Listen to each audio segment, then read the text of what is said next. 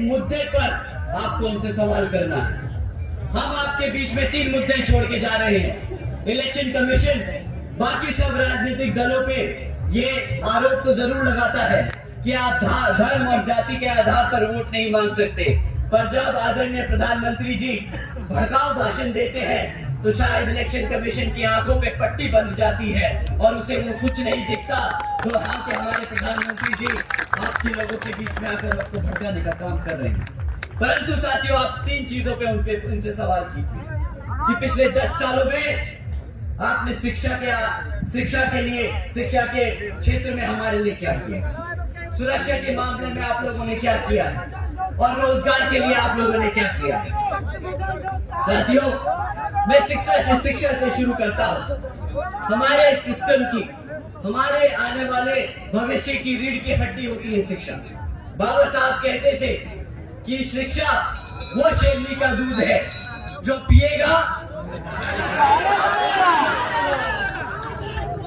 तो आप मानते हैं ना, आप मानते हैं कि शिक्षा कितनी महत्वपूर्ण है हमारे समाज को अपने पैरों पर खड़ा करने के लिए।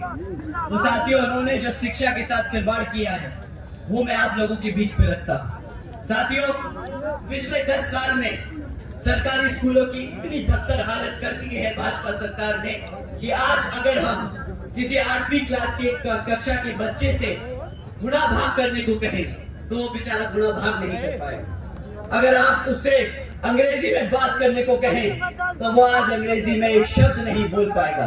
अपनी शिक्षा के नाम पर उन्होंने हमारे बच्चों को सिर्फ हमारे बच्चों के साथ खिलवाड़ किया है।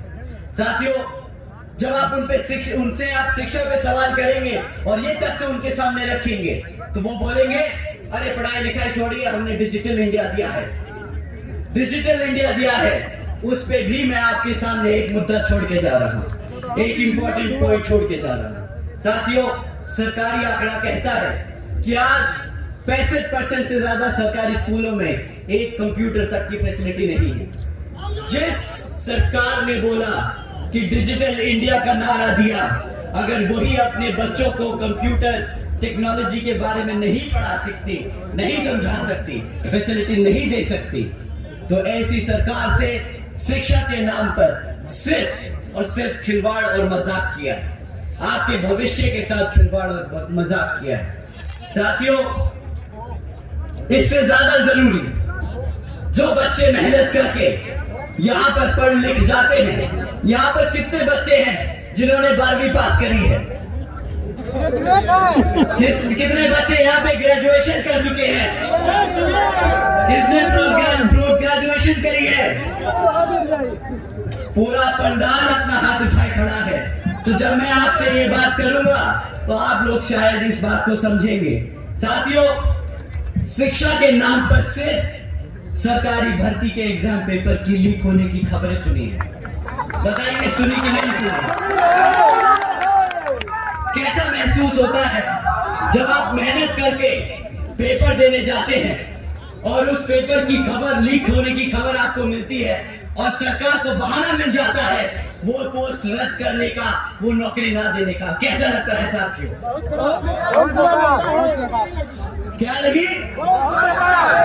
समाज मारने का मन कर रहा है, मारने का मन कर रहा है। साथियों, नहीं चलेगा, नहीं चलेगा। बहुजन समाज से हो, नहीं चलेगा, आप बाबा साहब को भगवान मानते हो। बाबा साहब ने आपको वोट डालने की ताकत दी है। ये वोट ही इनको जूता मार मार के भगा देगा। आपको वोट इनको लाठी की तरह पड़ना चाहिए।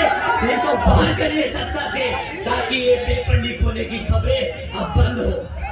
साथियों,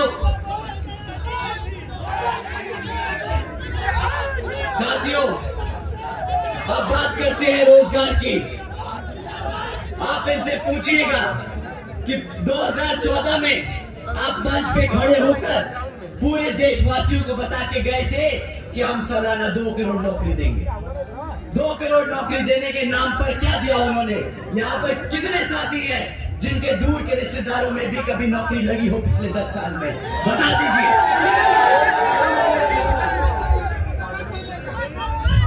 तलने का आता हूँ, पकौड़ा तलने पे भी आता हूँ। अभी तो वो आपको पकौड़ा तलने की न्याय से दे के गए हैं, बाद में कटोरा भी थमा देंगे, बोले भीख मांग लो, ये भी रोजगार था भाई।